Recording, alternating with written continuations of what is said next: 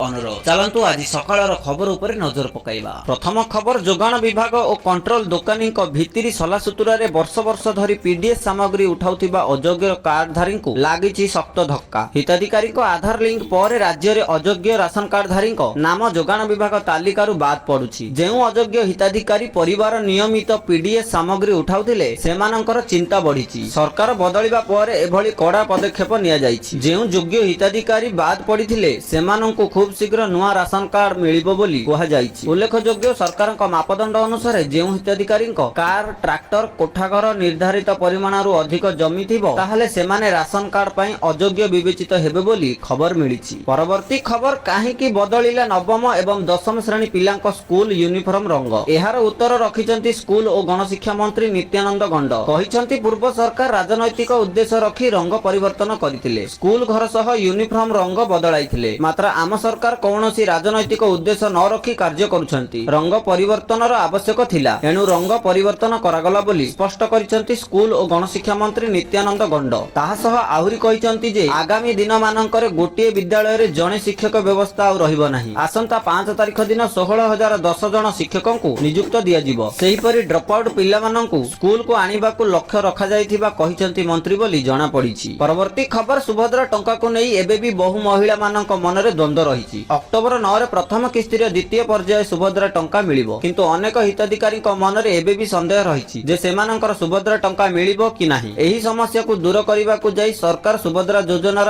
Online portal रे किछि परिवर्तन करिसंती। वर्तमान एही पोर्टल रे आपण आवेदन करिथिबा सुभद्रा फॉर्म रे स्टेटस चेक करि परिबे। आपण जेउ जनसेवा केंद्र रे आवेदन करिथिले सेठाकु जाई स्टेटस चेक करि परिबे। जदि आपणकर अंडर प्रोसेस लेखुछि ताहाले किछि चिंता करिवार नाही, आपणकु टंका मिलिबो। आउ जदि आपणकर फील्ड वेरिफिकेशन लेखुछि ताहाले आपणको घर को सरकारी कर्मचारी आसी सर्वे करिवे। जदि आपण योग्य हिताधिकारी होइथिबे ताहाले आपणको सुभद्रा टंका मिलिबो। हिताधिकारी प्रदान करथिबा निज बैंक अकाउंट रे सुभद्रा टंका आसीबो। सेही बैंक अकाउंट को टंका जिवो जेउथिरे डीबीटी सक्षम थिबो। जदि एमिति सुविधा नथिबो तेबे सेही अकाउंट को टंका आसीबो नाही बोली खबर मिलिछि। परवर्ती खबर दीपावली रु नुआ वर्ष एही दिन भितरे आसीबो भल खबर। एथिरे खुशी हेइ जिवे भुवनेश्वर कटक और पुरी बासिंदा। पर्यटकंकु मिलिबो मध्य खुशी खबर। ताहा हेउछि ओडिशा सरकार निजस्व आप लॉन्च करिवे। ओला उबर ठारू कम दर रे यात्री एथिरे सेवा पाइबे। विवाह हेउ कि पिकनिक आप रे ऑनलाइन बुकिंग कले मिलिबो बस। एहा सह भड़ा रे भी कार ठारू आरंभ करी मिलिबो सबु गाड़ी। ओडिशा सरकार आपनकु जोगाई देबे बस। घरे बसी आपण ऑनलाइन रे बुक कले घर पाखरे पहुंचिबो बस। एभली योजना आरंभ करिवे ओडिशा स्टेट ट्रांसपोर्ट अथॉरिटी। केवल सेतिकी नुहे सरकार चलाइबे ऑटो कार और बाइक। ओला उबर भली सेवा पाइबे यात्री। राज्य परिवहन कमिशन अध्यक्षतार बसिथिबा बैठक रे निष्पत्ति निया जाइछि। प्राथमिक पर्याय रे भुवनेश्वर कटक एवं पुरी रे यात्री को मिलिबो एही सेवा। एथिरे नेशनल ऑनलाइन टैक्सी संघ, पुरी कटक ऑटो महासंघ,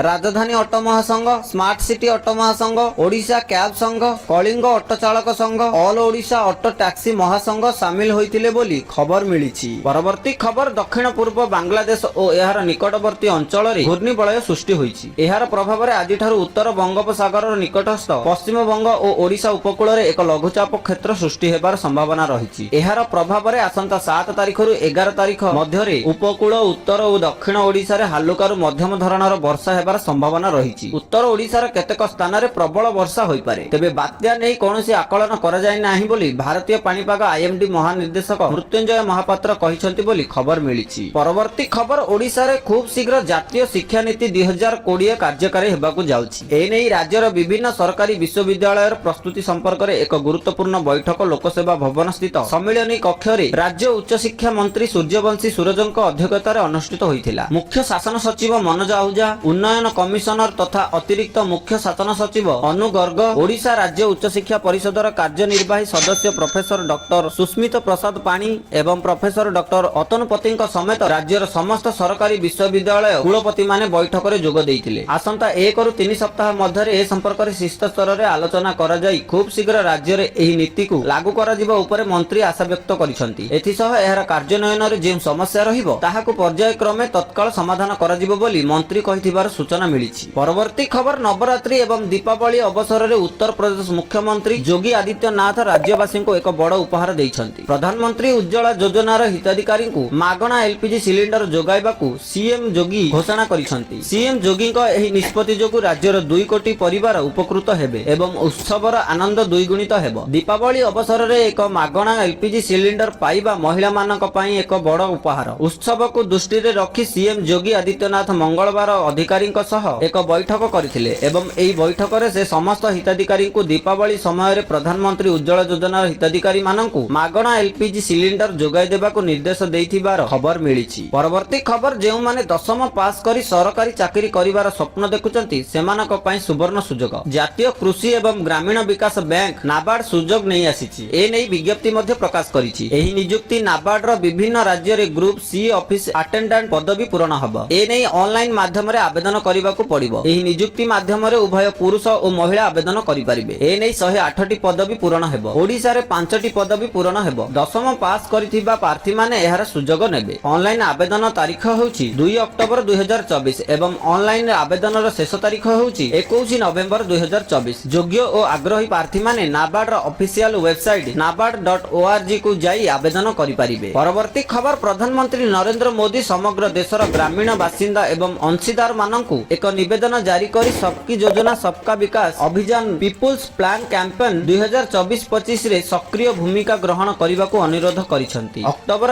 1, 2024 ରେ ଏକ ଚିଠିରେ ପ୍ରଧାନମନ୍ତ୍ରୀ 2025-26 ବର୍ଷ ପାଇଁ ଗ୍ରାମ ପଞ୍ଚାୟତ ଉନ୍ନୟନ ଯୋଜନା ଜିପିଡିପି ପ୍ରସ୍ତୁତିରେ ଉତ୍ସାହୀ ଏବଂ ପ୍ରତିଶ୍ରୁତିବଦ୍ଧ ଅଂଶଗ୍ରହଣ ଉପରେ ଗୁରୁତ୍ୱାରୋପ କରିଥିଲେ। ପ୍ରାଚୀନ ବୈଦିକ ଶବ୍ଦରୁ ପ୍ରେରଣା ନେଇ ପ୍ରଧାନମନ୍ତ୍ରୀ ଉଲ୍ଲେଖ କରିଥିଲେ, ଯେମିତି ବିଶ୍ୱ ନିଜ ଭିତରେ ସମ୍ପୂର୍ଣ୍ଣ, ଠିକ୍ ସେମିତି ଆମ ଗାଁ ଗୁଡ଼ିକ ମଧ୍ୟ ସକ୍ଷମ, ସଶକ୍ତ ଓ ସମୃଦ୍ଧ ହେବା ଉଚିତ। ପ୍ରଧାନମନ୍ତ୍ରୀ ଆତ୍ମନିର୍ଭରଶୀଳ ଏବଂ ସ୍ଥାୟୀ ଗ୍ରାମ ଗଠନ ଉପରେ ଗୁରୁତ୍ୱାରୋପ କରିଥିଲେ। ଗ୍ରାମୀଣ ଭାରତର ସାମଗ୍ରିକ ଏବଂ ନିରନ୍ତର ବିକାଶର କେନ୍ଦ୍ରବିନ୍ଦୁ ଜିପିଡିପିରେ ସେମାନଙ୍କ ଅବଦାନ ମାଧ୍ୟମରେ ପ୍ରତ୍ୟେକ ନାଗରିକ ଏବଂ ଅଂଶୀଦାରଙ୍କ ଗୁରୁତ୍ୱପୂର୍ଣ୍ଣ ଭୂମିକା ଉପରେ ସେ ଆଲୋକପାତ କରିଥିଲେ ବୋଲି ଖବର ମିଳିଛି। ପରବର୍ତ୍ତୀ ଖବର, ନବୀନଙ୍କୁ କାଉଣ୍ଟର କରିଛନ୍ତି ବିଜେପି ରାଜ୍ୟ ସଭାପତି ମନମୋହନ ସାମଲ। ସେ କହିଛନ୍ତି, ବିଗତ 24 ବର୍ଷର ହିସାବ ଦିଅନ୍ତୁ ନବୀନ। କେତେ ପ୍ରତିଶ୍ରୁତି ଦେଇଥିଲେ, କେତେ ପୂରଣ କରିଛନ୍ତି? ପଦଯାତ୍ରା ବେଳେ ଲୋକଙ୍କୁ କୁହନ୍ତୁ, ବିଜେପି ଯାହା ପ୍ରତିଶ୍ରୁତି ଦେଇଥିଲା ପୂରଣ କରିଛି। ଯଦି ନବୀନ ଏହାକୁ ମିଛ ବୋଲି କହୁଛନ୍ତି ତାହେଲେ ସତ କଣ କୁହନ୍ତୁ ବୋଲି ଆହ୍ୱାନ ଦେଇଛନ୍ତି ମନମୋହନ। ସେ ଆହୁରି ମଧ୍ୟ କହିଛନ୍ତି ଯେ ସୁଭଦ୍ରା, ଧାନର ଏମଏସପି ବୃଦ୍ଧି ଓ ରତ୍ନ ଭଣ୍ଡାର ଠାରୁ ଆରମ୍ଭ କରି ଭତ୍ତା ଯାଏଁ ସବୁ ପ୍ରତିଶ୍ରୁତି ପାଳନ କରିଛି ବିଜେପି। 100 ଦିନରେ ଏଇଟା କେବଳ ଟ୍ରେଲର, ଆଗକୁ ଫିଲ୍ମ ବାକି ଅଛି ବୋଲି ମନମୋହନ କହିଥିବାର ଖବର ମିଳିଛି।